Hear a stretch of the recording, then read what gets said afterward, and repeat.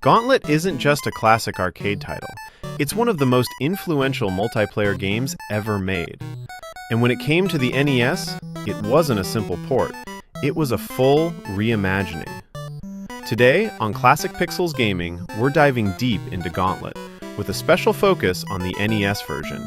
Its development, the people behind it, how it differed from the arcade, sales performance, and why it still matters today. So, grab your food, the dungeon awaits. Gauntlet originally launched in arcades in 1985, developed by Atari Games. At a time when most arcade games were about high scores, single-screen challenges, and only one player at a time, Gauntlet did something radical. It let up to 4 players play simultaneously, each choosing a unique character: warrior, wizard, Valkyrie, or elf. Each character had strengths, weaknesses, and different playstyles, something almost unheard of in arcades at the time. The game also introduced health draining over time, maze-based exploration, endless enemy spawning, and shared resources. It wasn't about winning, it was about surviving together.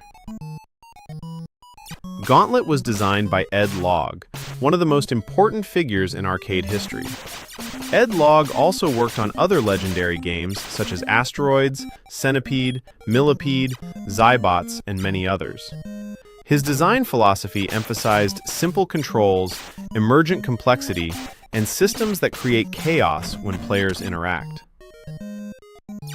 Gauntlet was inspired by Dungeons & Dragons, tabletop dungeon crawls, and other cooperative board games. Logg wanted a game where players would yell at each other, argue over food, and still keep pumping quarters into the machine. Mission accomplished. Bringing Gauntlet to the NES was no small task. The arcade version relied on massive sprite counts, dedicated hardware, and 4-player simultaneous input. The NES did not. The NES version was published by Tengen, a subsidiary of Atari Games created specifically to bring arcade titles to home consoles. Instead of a straight port, the NES version of Gauntlet became a rebuild.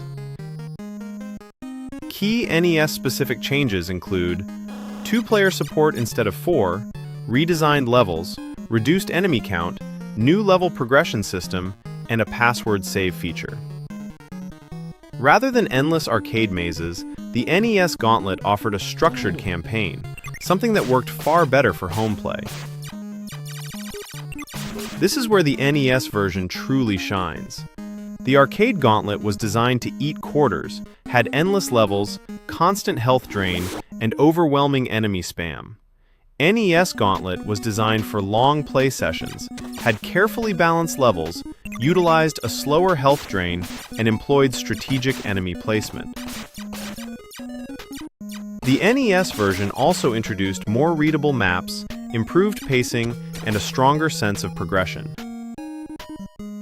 In many ways, the NES version of Gauntlet feels more like a true dungeon crawler than the arcade original.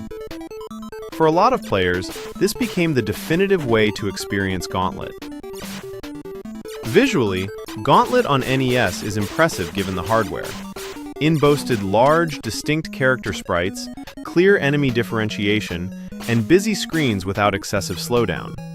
The sound design retains iconic voice samples which were limited but effective, dungeon ambience which filled the environment with feeling and featured simple but functional music. Considering the NES limitations, Gauntlet remains one of the most ambitious dungeon games on the system. Gauntlet was a massive success across all platforms.